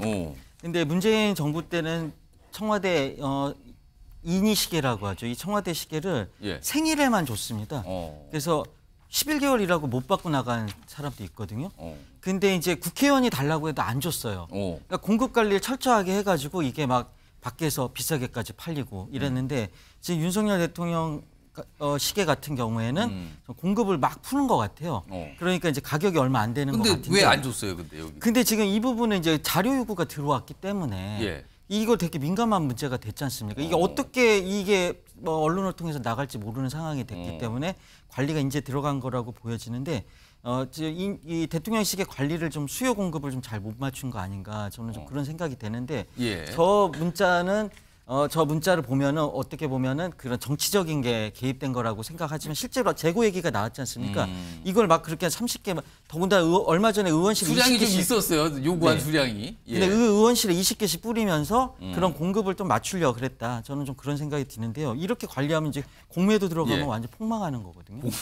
공매도 얘기를 하셨어요. 예. 예, 정비 아니 그 잠깐 듣다 보니까 예. 아니 문재인 대통령은 시계를 그럼 안 줬다? 국회의원들한테 깐깐하게 줬다는 얘기 좀 들리죠? 아니 근데요 문재인 대통령은 사실은 달력도 막 만들어서 파시잖아요. 최근에. 그러니까 최근에. 근데 갑자기 그게 연결이 딱 되는 거예요. 뭐 그렇게 아까워하세요 그거를. 사실은 국회의원들한테 시계를 많이 저는 줘야 된다고 봐요. 알겠습니다. 왜냐하면 그거 원하시는 분 되게 많잖아요. 근데 왜 노인정에 가면요 경로당에 가면 어르신들 되게 원하시거든요. 근데 그걸 왜 굳이 왜 그거를 저는 안 주는지 저는 이해가 안 돼요. 예. 아니 정미 의원이 좀 어마무시한 말씀을 하시는데. 아니 저는 있는 그대로 그거 윤석열 대통령 사비 갖고 사는 식이 아닙니다. 국민의 세금 가지고 대통령실에서 의전용으로 최소한의 의전용으로 사용한 대통령 시계거든요. 예. 국회의원들이기 때문에 국회의원도 집권당 국회의원이겠죠. 옛날에는 뭐 야당까지 다 줬던 건데 어느 순간부터 그렇게 하는데 국회의원들한테도 사실 그 대단히 한정돼서 기념품으로 선물용이 아니고 기념품으로 이렇게 주는 것으로 알고 있습니다. 엄격하게 관리해야 되는 게 틀림없지. 경로당의 어르신들 뭐 얼마나 주면 좋겠습니까마는 그 국민의 그 세금을 갖고 혈세로 산 시계를 윤회관이라고 해서 20개, 30개씩 줘도 된다? 알겠습니다. 도대체 이게 어느 나라 대통령실의 의전이고 어느 나라의 경로당에다 뿌리면요. 어느 나라 대통령의 잠깐만요. 시계를 그렇게 관리합니까? 갑자기 또 시계 얘기에다 또 전 정권, 현 정권 얘기들 하시는데요. 무슨 또 경로당에 뿌리라고 내가 얘기를 했어요 지금. 예. 그렇게 원하시는 분들이 많으니까 좀 가급적이면 많이 드리면 좋죠. 아니 알겠습니다. 그다음에 예. 청와대 혈세 맞습니다. 그러면 청와대에서 쓸 수 있는 돈이 굉장히 많잖아요. 그중에 배분하는 거잖아요. 돈을 어디다 쓸지를. 그럼 국민들께 가는 그 시계를 왜 그렇게 안 주냐고요. 제 얘기는. 그 대신 김정숙 여사 그렇게 옷값에 돈을 많이 쓰지 말고 차라리 그러면 시계를 갖다가 국회의원들한테 주는 게 맞는 거지. 저는 그 얘기 하고 있는 겁니다. 아니, 국회의원 20개씩 그걸 나눠주면요. 공직선거법 기부행위가 됩니다. 그게 아니고 공직선거법 기부행위. 공직선거법뿐만 아니고요. 잠깐요. 공직선거법 아니고 국민의 세금을 그렇게 막 함부로 막 써버려도 된다. 이 생각이니까 전 놀라운 게 그래도 국회의원 재선을 하신 양반이 삼성인지 모르겠습니다. 잠깐만요. 지금 국민의 세금을 그렇게 사서 막 국회의원들한테 나눠줘버리면 시계를 그게 어떻게 대한민국 정부일시고 사회자의 지위의 진행에 따라 주세요. 네. 잠깐만요. 지금 두 분이 계속 충돌하시거든요. 주제마다 지금 전 정부, 전 대통령, 현 대표 얘기하시면 충돌하고 계세요. 다음 주제도 그렇게 충돌하실 거예요, 두 분 지금? 안 하실 거죠, 더 이상? 네. 알겠습니다. 이 정도 정리하겠습니다. 네. 세금 맞고요. 전 정부와 대통령 시계를 다루는 게 좀 차이가 있다. 이 지적 서로 와서 공방을 좀 벌였어요. 그리고 결과적으로 권성동 의원은 요청한 시계를 못 받았습니다. 오늘 그게 결론입니다, 지금요. 그 얘기를 했는데 갑자기 막 그냥 토론처럼 가버리셨어요. 알겠습니다. 자, 다음은 영상을 하나 준비해 있는데 어제도 저 김길수 탈주범. 근데 밤에 잡혔잖아요. 관련된 모습이 좀 포착이 된 게 있습니다. 보겠습니다.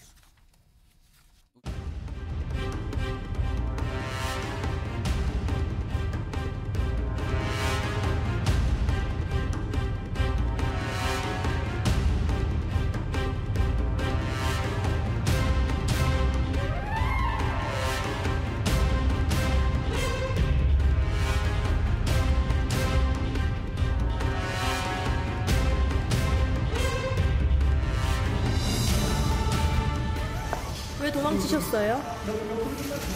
안 잡힐 거라고 생각하셨어요? 조력자 있나요? 없어요. 최인정 변호사. 네.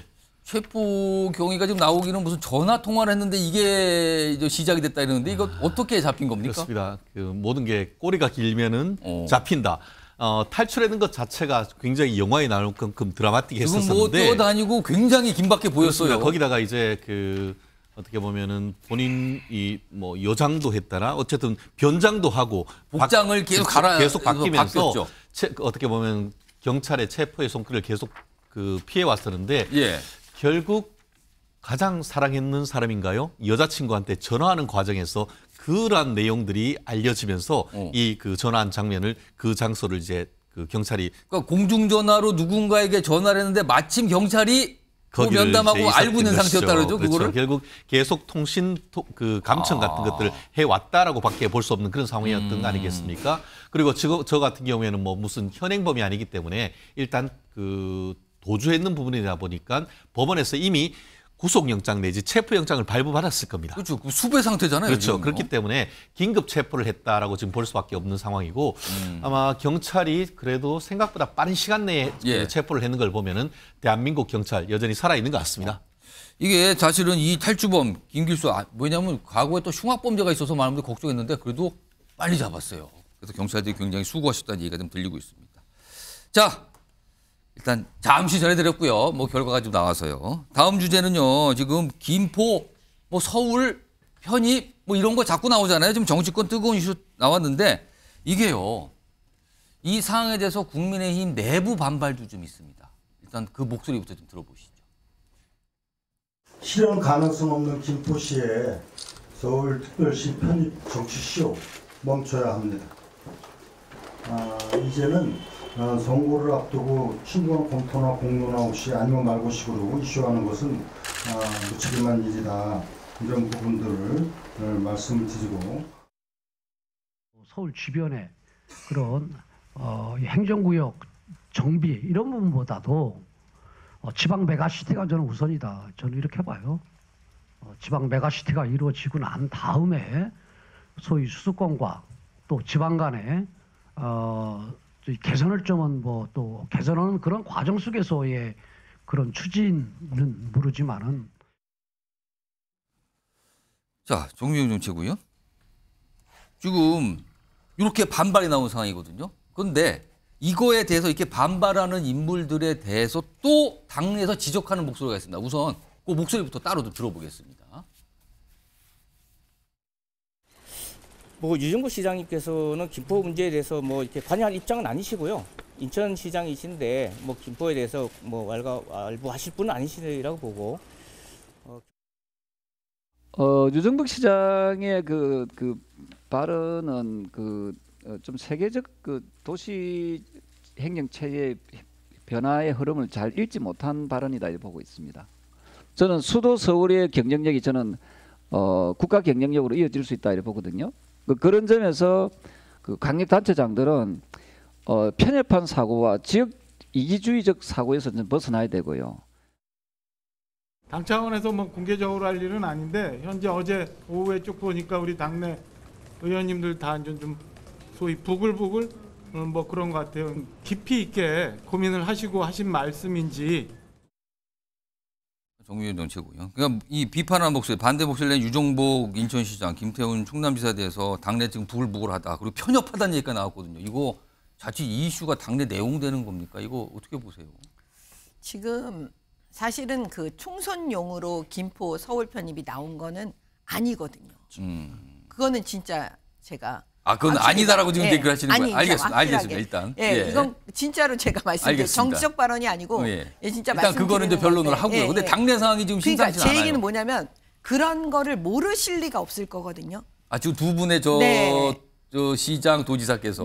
그 시장 도지사께서 이 내용을 모르실 리가 없는데 그러면 이런 얘기를 하면 사실은 그 당내에 이게 엄청나게 사실은 타격을 줄 수가 있잖아요. 단박에 이게 뭐냐라는 반응이 나왔단 말이에요. 부글부글 지금 의원들이 끓는다라는 게 그런 표현을 지금 하고 있는 거거든요. 근데 이럴 경우에는 사실은 그 좀 가만히 가만히 계셔주셨으면 차라리 아무 얘기를 안 했으면. 왜냐하면 지금 어떤 마음으로 내년 선거를 준비하고 예. 하고 있다는 거 다 아시니까. 근데 왜 얘기를 하셨을까요, 그럼 두 분은?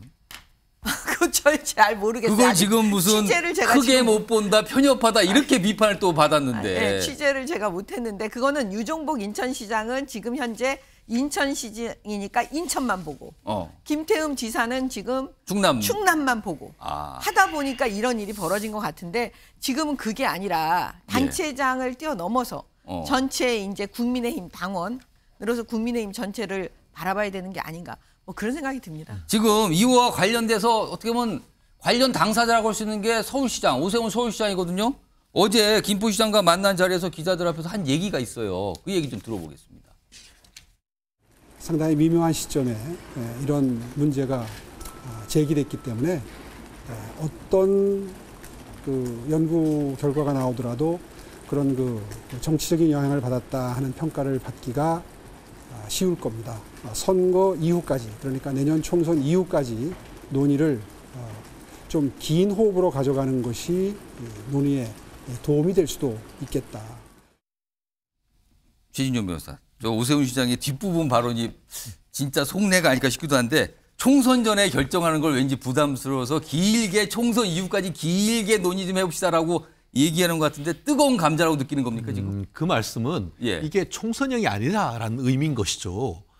내가 총선에 관여하려고 하는 것이 아니고 정말 길게 보자. 세계 속의 서울, 정말 세계 속에 경쟁력 있는 서울과 수도권을 만들어 보자고 하는 그 충심을 표현하는 것이지 이것이 민주당에서 비판하는 것처럼 총선을 앞두고 지금 이것을 총선 이슈로 한 것이 아니다라는 것을 얘기를 하는 것이고 나아가 지금 유정복 저는 그 김덕흠 그 충남지사님의 말씀, 김태흠입니다. 김태흠 충남지사님의 어떤 그 볼멘 소리는 제가 어느 정도 이해할 수 있겠습니다만 유정복 인천시장님 말씀은 좀 가려 들어야 한다 생각하는데 오늘 그 언론 보도를 보면은 뭐냐면은 서울의 선수를 뺏긴 겁니다. 뭐냐면은 김동연 그 경기지사가 경기 남북도를 만들면은 그 가운데 인천이 김포, 부천을 가지고 오려고 생각을 했었는데 먼저 지금 김포에서 서울로 가지고 버리니까 그거에 대한 불만이 상당히 많은 것이죠. 그렇게 보시는 거군요. 그렇기 때문에 이 부분에 있어서는 본인에게 불리한 것은 이해합니다만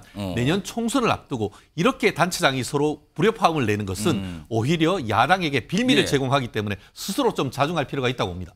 지금 국민의힘 내에서 약간 내용처럼 비춰지고 다른 목소리 나오고 이거에 대한 반발도 있고 비판 나오는 약간 갈등상처럼 비춰지는데 이 내용과 관련된 주제가 다음 있거든요. 이건 주제 제목으로 확인해 보시죠. 자, 민주당이 안 보인다는 기사가 요즘에 참 많이 보입니다. 특히 이 김포 관련 이슈도 그렇거든요. 일단 최근에 이 이슈와 관련해서 민주당에서 내놓은 입장들이 좀 있습니다. 그리고 최근에 여당이 주도하고 정부가 주도하는 어떤 정책에 대한 입장도 있습니다. 들어보시죠. 첫 번째 영상입니다. 아니 그 분명한 입장을 정리하고 싶은데요. 거의 뭐 아무리 봐도 정략적 그 이유를 근거로 야당한테 던져놓고 찬성이냐 반대냐 이렇게 묻는데 이거는 정말 그 유례를 찾기 어려운 그 무책임한 여당의 행태라고 생각합니다. 그렇게 말하는 게 굉장히 어리석은 행태라니까요. 아니 이게 OX답 문제냐고요. 왜 그러냐면 그럼 서울과 수도권의 경쟁력을 높이는 것을 찬성합니까 반대합니까 하면 반대한다고 답할 사람이 누가 있겠습니까? 자꾸 이 문제를 OX 문제로 국민의 프레임에 빠지시면 안 돼요. 를 한시적으로 중단하든가 아니면 근본적인 제도 개선이 필요하다는 얘기를 우리 당이 먼저 해왔습니다. 그래서 이번 제도 그 중단 자체에 대해서는 저희들도 동의하고 있고요. 총선이 채 6개월도 안 남은 시점에서 정부 여당이 제도 개선이나 개인 투자자 보호라는 명확한 목표 없이 간보기식 던지기로 일관하니 총선용 포퓰리즘이라는 언론의 평가가 지배적입니다. 자, 지금요, 언론의 공통적인 어떤 인식이나 보도 내용이 보면은 지금 여당발 정책 이슈를 끌고 가는 게 있는데 이거에 대해서 민주당은 반응만 보이고 있다. 똑 부러지는 대답을 못하고 있다. 이런 얘기 나오거든요. 다음 영상도 그와 관련돼 있습니다. 보시죠. 정부 여당이 선거에 급하다고 정략적인 공수표를 남발하고 있습니다. 먼저 부실 예산안부터 바로 잡아야 될 것이라는 말씀을 드립니다. 민생과 무관한 선거용 공수표 남발로 이 국면을 넘어갈 수는 없습니다. 이재명 대표가 이거는 분명한 메시지를 내야 돼요. 결정을 못하고 어정쩡한 상태로 있는데 사실상 이거는 반대를 분명히 해줘야 됩니다. 그렇습니다. 그런다고 해당 지역 유권자들이 민주당이 우리는 서울 편입돼야 되는데 반대하는구나 해서 이게 표에 엄청난 영향을 주고 저는 그러지는 않는다고 보거든요. 예, 서가보 의원님. 예. 아니 무책임하다고 하면서 명확하게 반대한다는 얘기는 안 해요. 명확하게 반대한다, 찬성한다, OX로 할 사안이 아니라고 분명히 얘기했지 않습니까? 이 사안은 우리 최재성 전 의원은 정치 평론을 하시기 때문에 평론가적 입장에서는 충분히 얘기할 수 있다고 생각을 합니다만은 국가의 균형 발전 대책으로 정책을 가지고 여기는 선거 6개월도 안 남겨놓고 뜬금없이 서울 중심론, 서울 이 강화론을 내비쳐요. 대한민국의 이 국가 정책, 국토 정책의 가장 큰 이 핵심은 국가 균형 발전, 국토 균형 발전이었습니다. 그래서 박정희 대통령 때 이미 수도권 정비 계획법을 만들어서 그 부분 감히 언터처블 그 누구도 건드릴 수 없는 그런 성역처럼 지금까지도 그게 작동되고 있습니다. 노무현 대통령 때 파주의 LG 디스플레이 공장을 건설을 할 때 접경지 특별법을 만들어서 접경지 여러 가지 손해를 보고 있지 않습니까? 특별법을 만들어서 접경지에 일부 수정법을 개선해서 했습니다마는 수정법을 건드린 적은 없거든요. 그만큼 수도권 대한민국 정책의 수도권의 비대화는 이미 만악의 근원으로 그렇게 인식되고 있었는데 자기들 강서 보궐선거 패배 이후로 윤석열 대통령 김기현 책임론 특히나 김기현 대표 이 문책론 퇴진론이 거세게 들고 일어섰거든요. 여론까지. 심지어는 보수 언론까지 그렇게 주장하고 나섰지 않습니까? 그랬더니 난데없이 튀어나온 게 김포 서울 편입론입니다. 그러면 지금 지적을 하셨잖아요. 그러면 이런 이유 때문에 안 된다는 얘기를 왜 못하냐고요. 민주당은 일관되게 국가 균형 발전을 우선해야 되고 그래서 지방 균형 발전 정책들을 어떻게 좀 더 확대할 것이냐. 그래서 거점 도시 5대 권역별로 메가시티론도 나오고 여러 가지 정책들을 다루고 있고 그래서 태스크포스를 구성을 하자 그러면 그렇게 제안을 했습니다. 집권당이 집권 세력의 선거에 정책에 휘말려서 제1야당이 거기에 이게 수능 시험입니까? 수능 시험도 OX 문제는 없습니다. 중대한 국가 정책을 OX로 이렇게 묻는 것은 이 어불성설이라고 보고요. 근데 잠깐만 제가 납득이 안 가는 게 지금 말씀하시는 것도 그렇고 여기서 영상 들어보면 다 부정적이에요. 그거 이상하고요. 선거용 다 부정적이에요. 근데 안 된다는 얘기는 절대 안 합니다. 똑같습니다. 제일 처음에 나왔을 때 홍준표 대표가 뭐라 그랬습니까? 국가 시대착오적이다. 이렇게 얘기했고 유정복 시장만 얘기한 게 아니라 이철우 경북지사도 얘기를 했고 서병수 부산시 의원 오선 의원도 얘기를 했는데 차라리 여당 내에서 반대라고가 더 명확히 나오고 있어요. 아니 우리도 민주당도 이 부분에 대해서 의원들 개별 의원들의 이 입장들이 나왔고 또 얘기들을 하고 있습니다. 이 자체가 김포를 서울에 편입시켜야 된다는 거는 근데 지금도 반대가 된다 이걸 명확하게 말씀 안 하시거든요. 조승현 위원장 어떤 생각이세요? 제가 봤을 때는 반대를 하기가 조심스러운 부분이 있습니다. 왜냐하면은 지난 정부 때 부동산 정책을 좀 실패를 했지 않습니까? 근데 그 이유 중에 하나가 저는 그거라고 생각합니다. 우리 민주당은 어쨌든 대한민국에서 현실주의적인 것보다는 이상주의적인 정책 방향이라든 이런 아젠다를 갖고 있는데 당위론적으로 국토균형 발전이라는 이 아젠다가 머릿속에 강하게 박혀 있죠. 그래서 사실 서울에 공급이 필요해서 그 부동산 시세 잠재웠어야 되는데 그 당시에 공급 정책을 효과적으로 적시에 대응을 못했던 아픔이 사실 있습니다. 그렇기 때문에 우리가 국토균형 발전이라는 당위는 옳은 거고 그걸 향해야 되지만은 그렇다고 해서 이런 문제 시민들이 사실은 찬성하는 시민들도 많이 있습니다. 그러니까 그런 거 대놓고 그 앞에서 반대한다는 얘기가 너무 그렇죠. 부담스럽다는 겁니까? 그러면? 부동산도 지금 들썩거리고 있고 그다음에 다른 위성 도시도 예. 편입되고 싶어하는 욕망들이 있단 말이죠. 근데 이걸 죄악시하는 거는 잘못이라고 저는 개인적으로 생각합니다. 그래서 이 부분에 있어서 명확하게 이거는 아니다. 이렇게 얘기하기가 곤란한 부분이 하나가 있고 예. 또 이런 것도 있습니다. 지금 혁신도 그렇고 김포 이 문제도 관련하고 국민의힘 내부에서 자중질환이 일어나는데 그걸 봐가면서 우리는 답을 해야 되지 국민의힘이 답하라고 한다고 바로 답할 필요는 없는 거잖아요. 알겠습니다. 그러니까 뜨거운 이슈가 나왔다는 것만큼 분명해 보이네요. 지금요. 알겠습니다. 지금 영상에서 들었고 분위기가 좀 그런 것 같습니다.